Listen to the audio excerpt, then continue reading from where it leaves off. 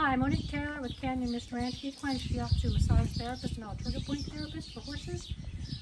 In my previous video, I showed some examples of horses who had not been worked correctly, and they either had a lower back, high withers, sunk at the withers, or a U-shaped neck, or a dip right in front of the withers, large under neck, narrow upper neck.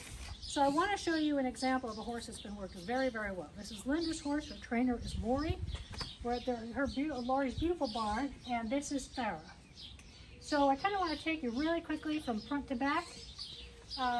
First of all, if you look at her neck, we've got a beautiful crest line. We don't have a huge bulge right here, and the neck does not sink right here. This means this horse is being pushed through, but she's not being held tightly. She's being allowed to carry herself. When she's being pushed through, I've said before, all movement comes from the hind end.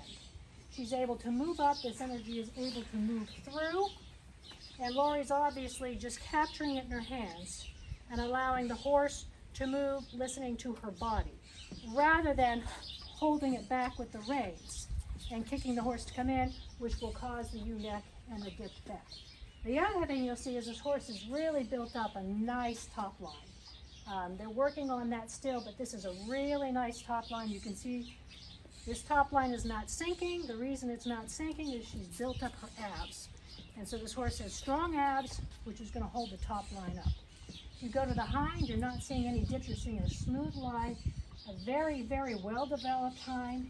Gaskin, pretty straight down. We don't see her standing oddly or anything like that.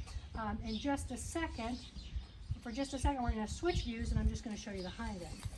We look at the hind end and look straight up as far as you can. You're going to see a nicely developed hind end. Like all animals, all horses, some horses are a little bit stiffer on one side than the other, so we're working some on the right end. But you're not seeing massive dips. You're seeing kind of evenness. You're seeing evenness up here. You can run your hands down, and the muscle tone is even. Areas we're working on developing, but the evenness is, if there's a lack of development, it's symmetrical. We go down, we're seeing a nice straight, no big bulges on one side versus the other. And the horse's leg feeds very nicely into the hock and further down. On some of your team ropers and things, you will see this area built up much more, which means it needs that much work. So, just want to show you a really good example of a horse that's being worked properly and a great example to shoot for. That's all for now.